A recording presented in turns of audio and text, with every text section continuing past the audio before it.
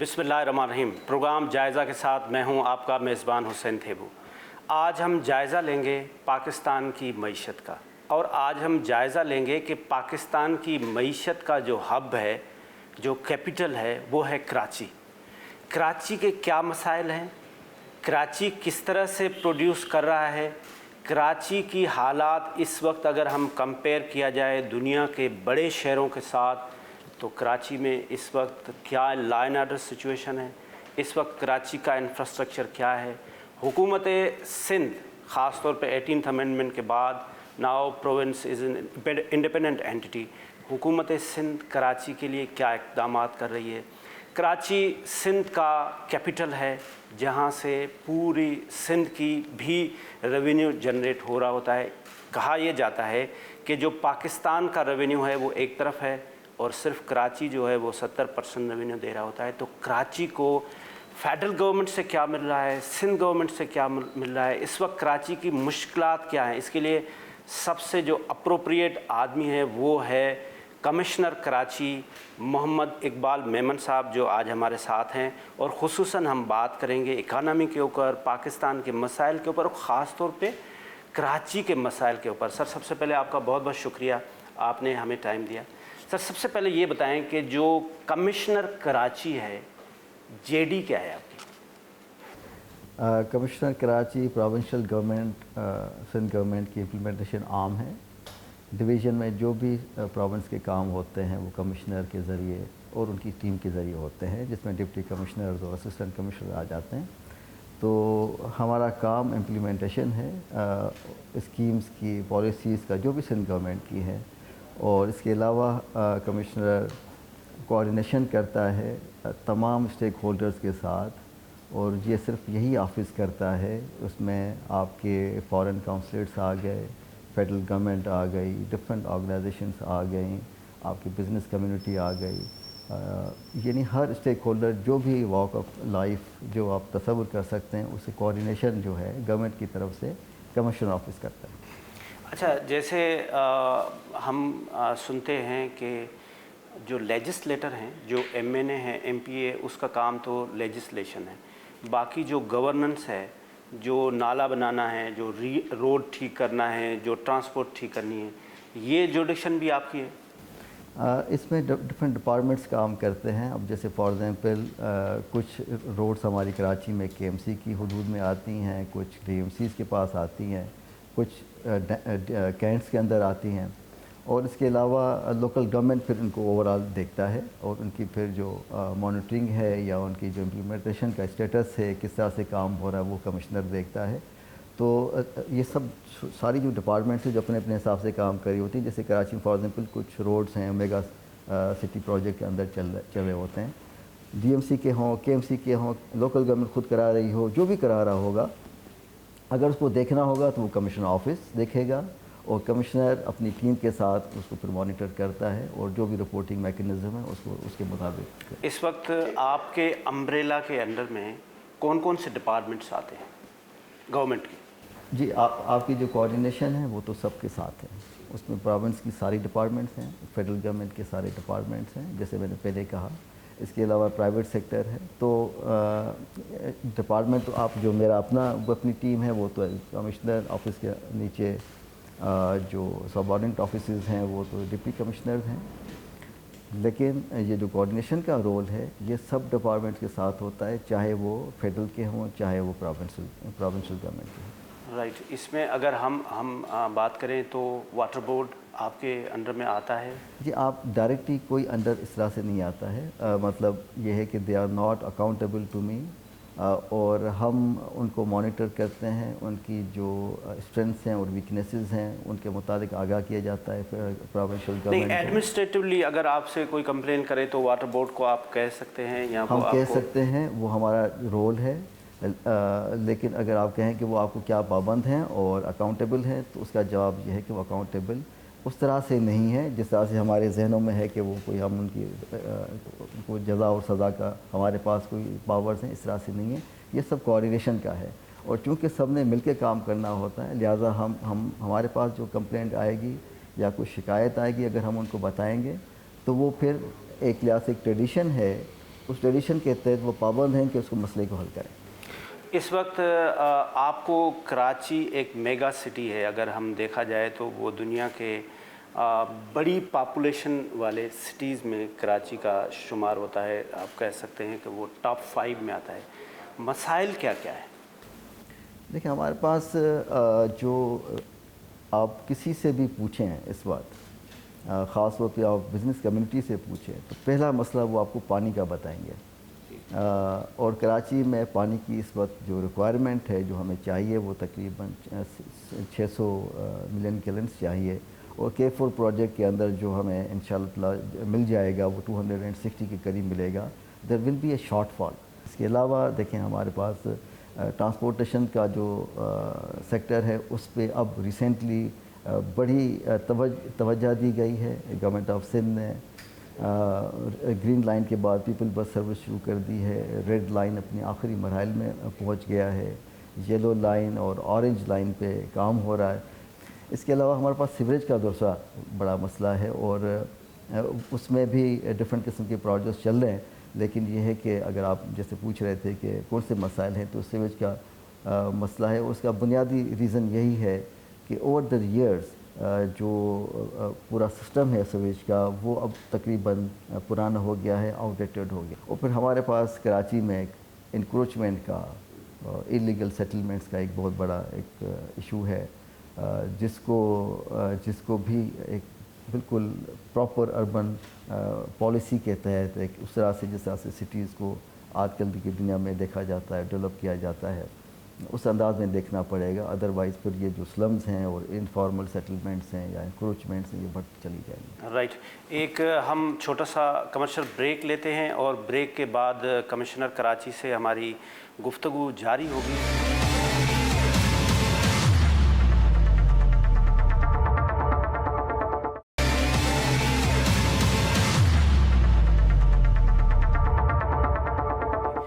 Welcome back नाजरीन। After break हमारे साथ मौजूद हैं मोहम्मद इकबाल मेमन साहब, कमिश्नर कराची, जिनसे हम खुसूसन कराची के ऊपर बात कर रहे हैं।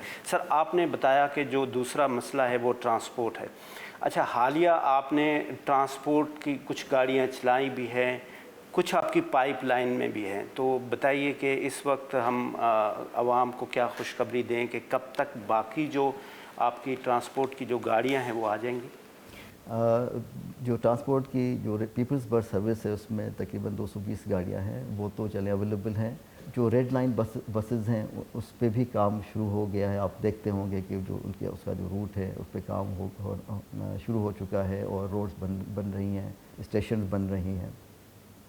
इसके अलावा जो येलो लाइन बस है, उस पे भी काम शुरू हो गया। उसमें बड़ी अच्छी एक बात यह है कि जाम सादिक ब्रिज जो है, एग्जिस्टिंग ब्रिज है, आप कोरंगी को 3 ब्रिजेस रोड्स कनेक्ट करते हैं। एक कोरंगी क्रॉसिंग है, एक EBM कॉजवे है, और थर्ड जो है जाम सादिक ब्रिज है। तो जाम सादिक ब्रिज के पैरेलल में एक नया ब्रिज बनेगा, और फिर इवेंचुअली ये कोरंगी क्रीक वाली साइड पे बनेगा। कोरंगी जो कराची और कोरंगी को जो कनेक्ट करता है, जाम सादिक ब्रिज, उसके बराबर में बनेगा। साथ ही बनेगा, क्योंकि इवेंचुअली जाम सादिक ब्रिज भी डिमोलिश करके फिर नया बनेगा। तो ये 2 ब्रिजेस बन जाएंगी। ये इसकी जो टाइमलाइन क्या है सर? ये तकरीबन 18 महीने में इंशाल्लाह मुकम्मल हो जाएगी, एक नई ब्रिज। ये टेंडर वगैरह हो गया है सारी चीज़? इसका सारा प्रोसेस शुरू हो गया है।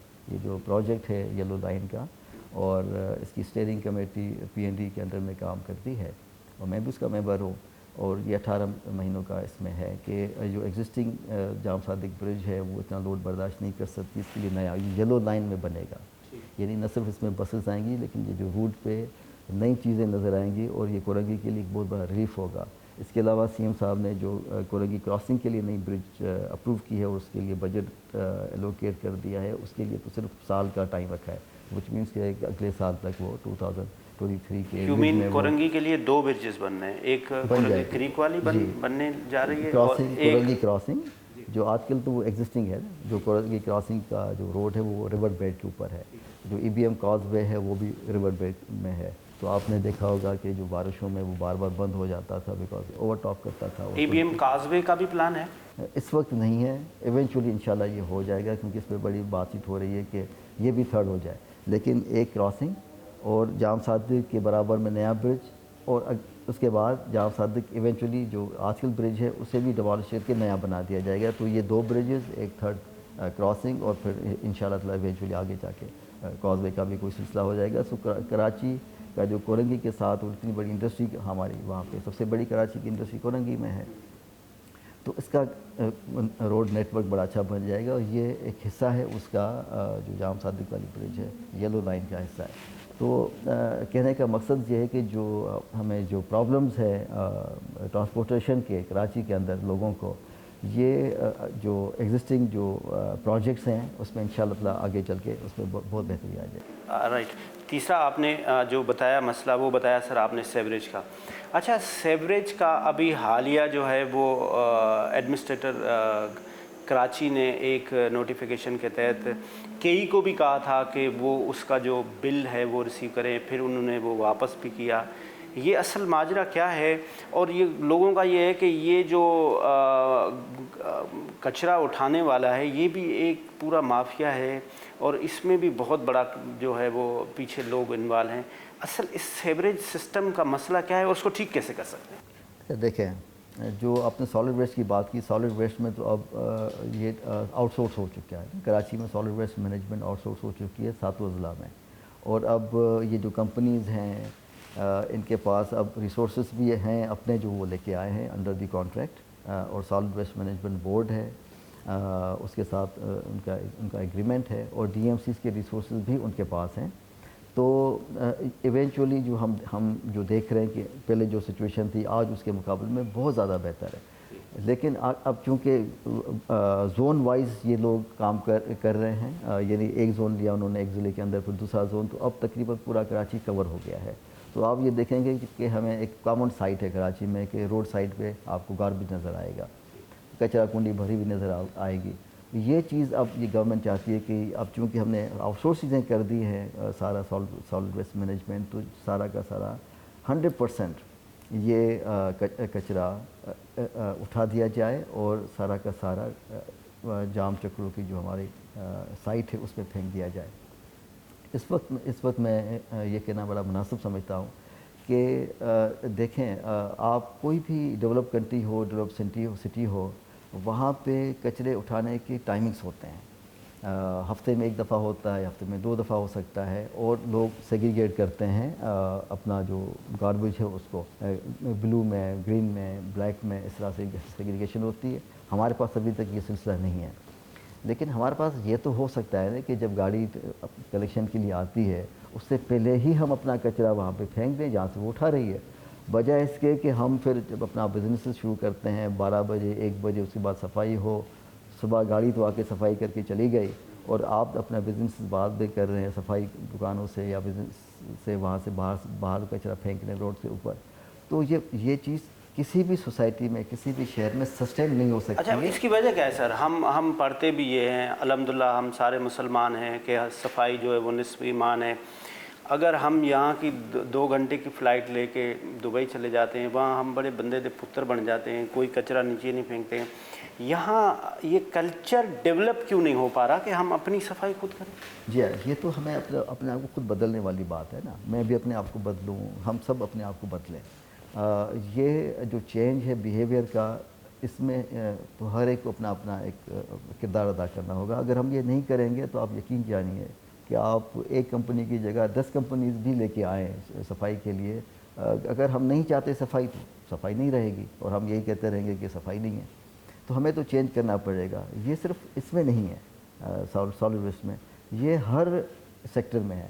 آپ کا جو ٹریفک کا جو نظام ہے، ہم کہتے تو ہیں کہ کنجیشن ہے جی، بڑا ٹریفک ہو گیا ہے، لیکن کیا ہم ٹریفک کے رولز کی پاسداری کرتے ہیں؟ اگر آپ مجھ سے پوچھیں تو میں کہوں گا کہ ہم نہیں کرتے ہیں. ریزن کیا ہے سر؟ ہمارے کیوں نہیں ہم فالو کریں؟ یہ ہمارے بیہیویئر کا ہے نا. ہمیں تو ایز اے سوسائٹی اپنے آپ کو، آپ نے مذہب کی بات کی، ہم یہ چیزیں جو ہے رول آف لا، اس سے تو ہمیں اپنے آپ کو پابند کرنا پڑے گا کہ جو بھی رول ہے اس کو مجھے فالو کرنا ہے، چاہے وہ ٹریفک کا ہو، صفائی کا ہو، آفس ڈیکورم کا ہو، اوور آل اپنے آپ کو ایک مہذب آپ کا کردار ہو معاشرے کے اندر، اس طرح سے وہ ہمیں کرنا ہوگا۔ اگر وہ نہیں کریں گے تو ہم تو پیچھے ہی رہیں گے، اور لوگ ہم کتنی بھی ٹیکنالوجی یہاں پہ لے آئیں، اگر ہمیں وہ چیزیں نہیں آئیں گی، ہمارا کردار وہ صحیح نہیں ہوگا، تو آف کورس ہم تو ڈیولپ نہیں کر سکیں گے۔ تو ہمیں تو اب دنیا کے جو ڈیولپ کنٹریز ہیں ان سے ہم پیچھے ہیں۔ اس کا مطلب یہ کہ ہمیں وہاں تک پہنچنا ہمارے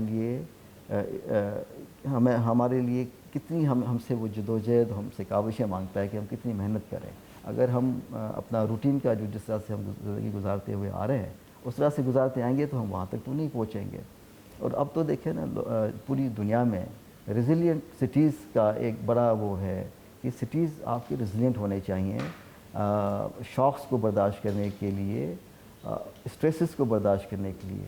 اچھا، شاکس ہم نے دیکھے، یہ فلڈنگ ہوئی، اربن فلڈنگ ہوئی کراچی میں مانسون میں۔ ہمارا سٹی جو ہے اس قابل ہونا چاہیے کہ اس کو سروائیو کر سکے، اس کے مطابق اپنے آپ کو ڈھال سکے اور پھر تھرائیو کرے، آگے بڑھے۔ ہم تو میرا خیال ہے کہ ابھی تک سروائیول کے اسٹیج پہ ہے، اور میں ہمیشہ یہ کہتا ہوں کہ ہمیں اپنے آپ کو اس طرح سے چینج کرنا ہے، ہمیں گورننس کو، ہمیں انسٹیٹیوشنس کو، انڈیویجولس کو، کمیونٹیز کو، بجائے اس کے کہ میں 40 گز کا ایک پلاٹ لوں اور پھر کوشش کر کے ایلیگلی اس پہ 5 منزلہ بلڈنگ کھڑی کر دوں، پھر وہ گر بھی جائے اور اس میں آپ بھی شامل ہیں، جو اس میں رہ رہا ہے، جو ٹھیکیدار ہے وہ بھی شامل ہے۔ اگر ہم کسی ڈپارٹمنٹ کی کردار کشی کرتے ہیں تو یقین جانیے کہ اس میں ساری کی ساری سوسائٹی انوالو ہے۔ رائٹ، ایک چھوٹا سا کمرشل بریک لیتے ہیں، اور بریک کے بعد کمشنر صاحب سے ہماری دلچسپ گفتگو جاری ہے۔ چھوٹا سا بریک۔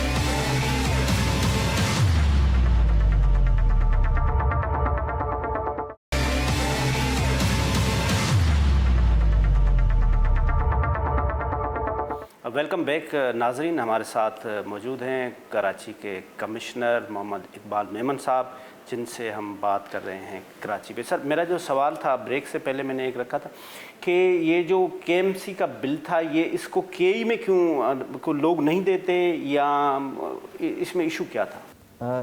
اس پہ تفصیل سے آپ کو جو مائنیوٹ ڈیٹیلز ہے وہ تو کے ایم سی آپ کو بتا سکتا ہے، لیکن اگر لوگ آپ ٹیکس نہیں دیں گے تو کوئی میکنزم تو بنانا پڑے گا کہ جی اس طرح سے ہمیں ٹیکس ملے، کیونکہ ٹیکس تو ان کو دینا ہے، بجائے اس کے کہ کے ایم سی کے پاس اتنے ریسورس یا تو ہونے کہ بہت زیادہ ریسورس ہوں، سارے لوگوں کے پیچھے پھرتے رہیں کہ آپ نے ٹیکس جمع نہیں کرایا، وہ ٹیکس جمع کروائیں، یا کوئی ایسا آسان میکنزم ہو جس کے تحت وہ ہو جائے، تو یہ ایک سلوشن نظر آئی کہ اس طرح سے ہو سکتا ہے۔ تو بہرحال بات اگین وہی ہے جو ہم پہلے کر رہے تھے کہ سوسائٹی کیا اس طرح سے آگے بڑھنا چاہتی ہے، یا یہ ہمیں ایز اے سوسائٹی فیصلہ کرنا ہے، یہ کسی ڈپارٹمنٹ نے فیصلہ نہیں۔ اچھا، حالیہ ایک سندھ کے سینئر وزیر کا بھی ایک بیان آیا، اس سے پہلے سی سی پی او کراچی کا بھی بیان آیا۔ انہوں نے فرمایا کہ حالیہ جو سندھ کے وزیر ہیں، انہوں نے فرمایا کہ کراچی والے اپنے دشمن آپ ہیں، ہم اسٹریٹ لائٹ لگاتے ہیں، وہ چھرے والی بندوق لے کے اس کو توڑ دیتے ہیں، گلیاں خود بند کر رہے ہوتے ہیں۔ وہ کہنا یہ چاہ رہے تھے کہ ایک political party B political party کے اگینسٹ ہے، اور سی چاہ رہی ہے کہ میں آگے آ جاؤں۔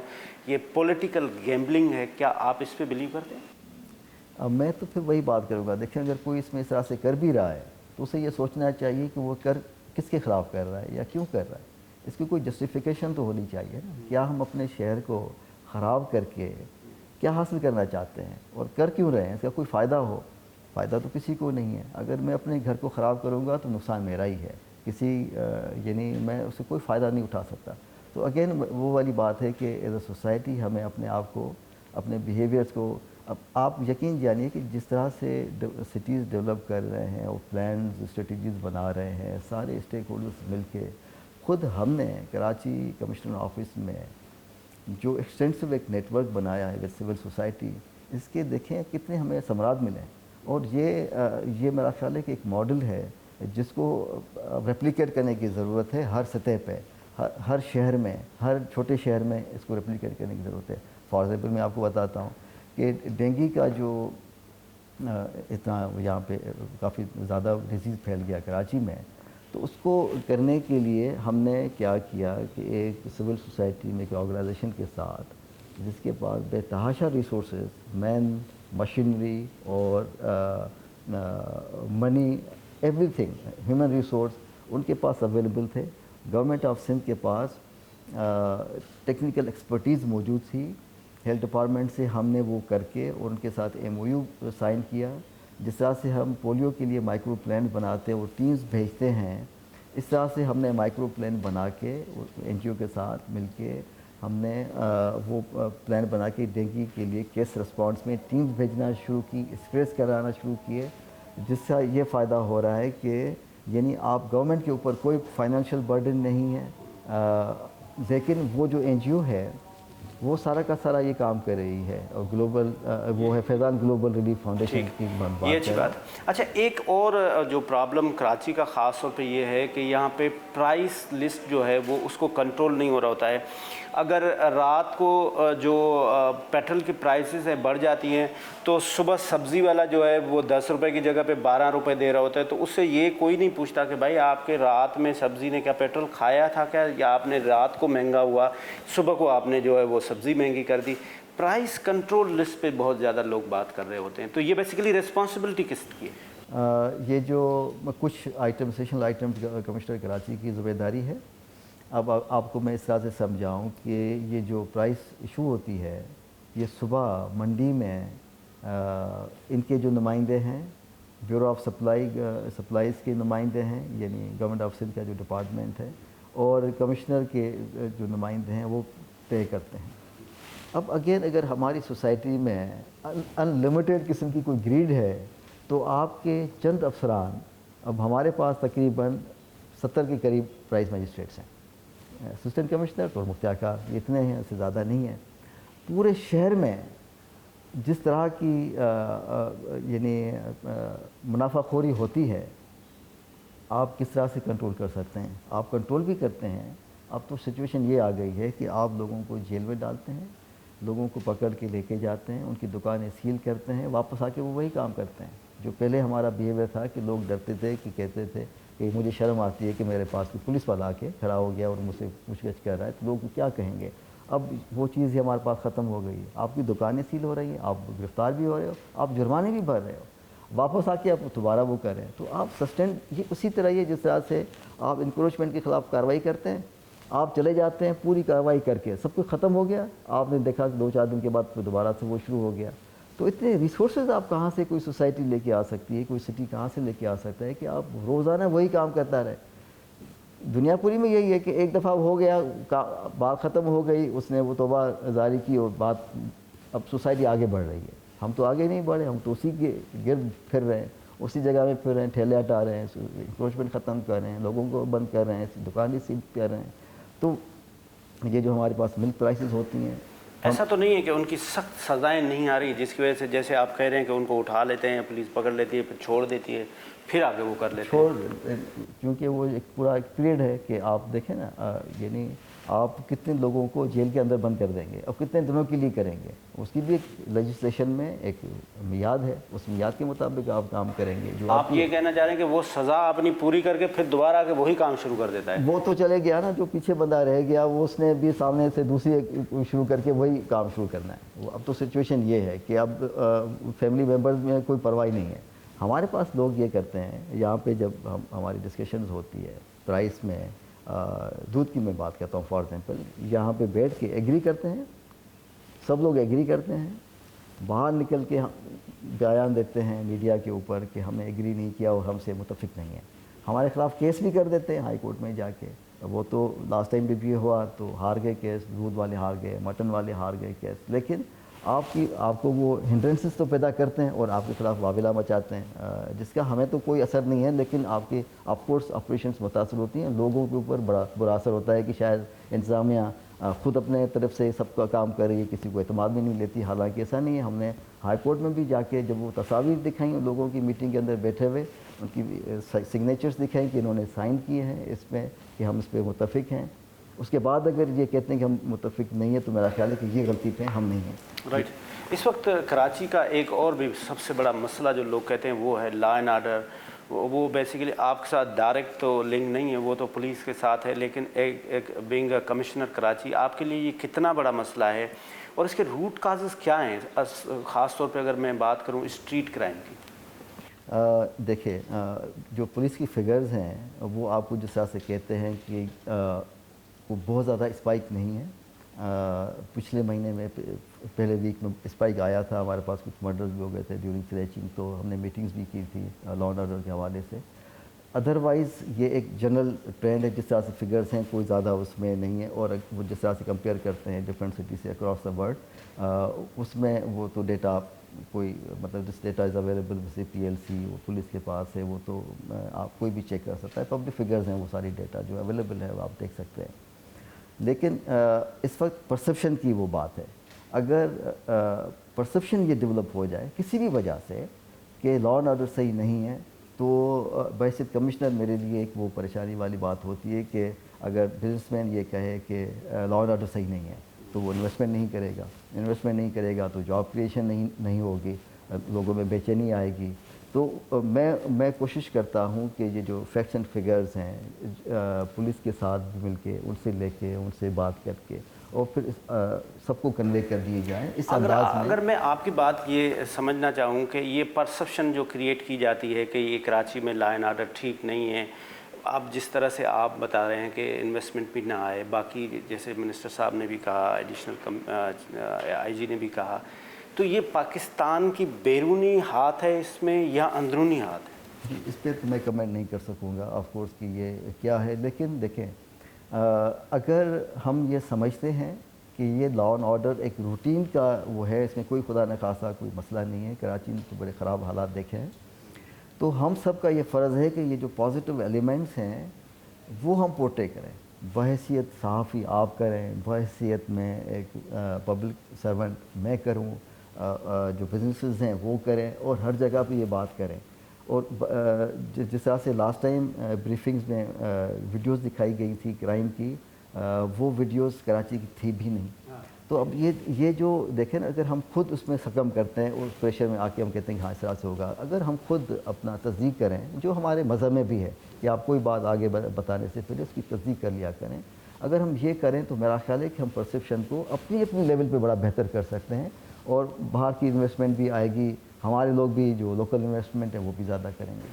سر, اب یہاں پہ سیلاب متاثرین بھی آئے کراچی میں, اور ان کو آپ نے انیشلی اکوموڈیٹ کیا تھا مختلف اسکولس میں. اس وقت کیا صورتحال ہے, اور وہ جو IDPs ہیں ان کو واپس لے کے جانے میں, وہاں پہ فیسلٹیشن میں کیا آپ کی کنٹریبیوشن ہو رہی ہے سر؟ جی, اب ہمارے پاس جو میکسیمم نمبر آیا تھا گورنمنٹ کے اسکولز اور کالجز میں وہ تقریباً 19,500 کے ارد گرد تھا, ٹھیک ہے, اور 41 ہم نے کیمپس بنائے تھے جو سرکاری اسکول. اور اب وہ کم ہوتے ہوتے اس میں کچھ لوگ تقریباً 7,000 لوگ واپس چلے گئے ہیں. باقی لوگوں کو ملیر کے ضلع سے, کورنگی کے جو ضلع میں کیمپس تھی وہاں سے ہم نے شفٹ کر دیے ہیں ملیر میں, جو ہم نے ٹینٹ سٹی بنایا ہے ٹول پلازا کے برابر میں. تو وہاں پہ ہم نے بجلی پانی وہ سب سسٹم ہم نے کر دیا ہے, اور ہم نے اگین وہاں کھانا پینا اور فیلڈ ہاسپٹل, فیلڈ اسکول, یہ سب ہم نے وہاں پہ بنا دیے ہیں. لوگ وہاں پہ ہم نے شفٹ کر دیے ہیں, تقریباً 5,500 لوگ آ گئے ہیں وہاں پر, اور لوگوں کی تعداد بڑی تیزی سے واپس جا رہی ہے. لہٰذا جو ایک امپریشن تھا کہ شاید یہ لوگ واپس نہیں جائیں گے, یہ تو چند ہفتوں میں انہوں نے واپس جانا شروع کر دیا. پہلے 2-3 ہفتوں کے بعد جہاں سے پہ پانی کم ہوتا جا رہا ہے جس ضلع میں سے, لوگ وہاں پہ واپس جاتے ہیں. ان کو ہم فیسیلیٹیٹ کرتے ہیں, ہم ٹرانسپورٹیشن کا خرچہ دیتے ہیں, ہم ان کو سیکورٹی دیتے ہیں, اور پھر یہاں سے یہ لوگ چلے جاتے ہیں اپنے. یہ سلسلہ آج بھی جاری ہے. کل بھی کورنگی سے کچھ لوگ گئے, اور کورنگی میں اب کوئی کیمپ نہیں ہے اسکول کے اندر, ملیر کے اندر کوئی کیمپ نہیں ہے, کیاماری کے اندر نہیں ہے, ساؤتھ میں نہیں ہے. اب ہمارے پاس ایسٹ میں اور ویسٹ میں بچی ہیں. ایسٹ کے ہم تمام جو ہمارے پاس اس وقت اسکول کے اندر کیمپ ہیں تقریباً 12 ہیں, وہ ہم اگلے چند دنوں میں ختم کر دیں گے, کیونکہ اب یہ لوگ بھی ہم شفٹ کر دیں گے ملیر ٹینٹ سٹی میں.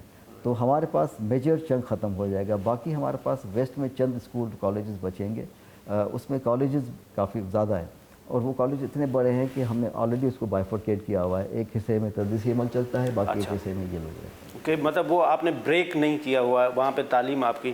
سر, آخر میں آپ کراچی کے عوام کو as a commissioner Karachi message دینا چاہیں؟ میں یہ میسیج دینا چاہتا ہوں کہ ہمارے شہر میں بڑی ریزیلینس ہے، پازیٹیو چیزیں بے تحاشا ہوتی ہیں. ہمیں چاہیے کہ ہم ان کو دیکھیں، اس پہ ڈسکشن کریں، ان کو پروموٹ کریں. یہ ہمارا شہر ہے، اس کی ترقی ہماری ترقی ہے، اس میں ہمارا مستقبل وابستہ ہے. اور نگیٹیوٹی کو ہم سائڈ پہ رکھیں. نگیٹیوٹی کو بڑھائیں گے تو ہم اپنے آپ کو اور اپنے شہر کو نقصان دیں گے. کمشنر صاحب آپ کا بہت بہت شکریہ، آپ نے ہمیں ٹائم دیا. ناظرین اس کے ساتھ آج کا پروگرام ختم ہوا. ہم ہمیشہ پازیٹیو نوٹ کے ساتھ کوئی بھی پروگرام ختم کرنا چاہتے ہیں. بات یہ ہے کہ ہم جتنے بھی افسر سے بات کرتے ہیں وہ کہتے ہیں کہ وہ ایک بات ہے کہ ہر بندہ اپنی اپنی کنٹریبیوشن کرے. جس طرح سے میں ہمیشہ عرض کر رہا ہوتا ہوں کہ جب حضرت ابراہیم علیہ السلام کو آگ میں ڈالا گیا تو پرندہ ایک قطرہ اپنی چونچ میں پانی کا لے کے آ رہا تھا. لوگوں نے پوچھا آپ کہاں جا رہے ہیں؟ انہوں نے کہا کہ میں اللہ کے نیک بندے کو آگ میں ڈالا گیا ہے تو یہ آگ بجھانے جا رہا ہوں. تو انہوں نے کہا کہ بھئی ایک قطرے سے کیا ہوگا؟ تو انہوں نے کہا کہ میں اپنے حصے کا کام کر رہا ہوں. تو میرا خیال ہے ہم اپنے حصے کا اگر سب کام کریں گے تو یہ کراچی بھی ٹھیک ہوگا، یہ کراچی بھی ہمارا ہے، یہ پاکستان بھی ہمارا ہے. ضرورت اس بات کی ہے کہ اس پاکستان کو اور اس کراچی کو ہم اون کریں اور ہم اپنی اپنی ریسپانسبلٹی بھی ضرور محسوس کریں. خدا حافظ. پاکستان زندہ باد.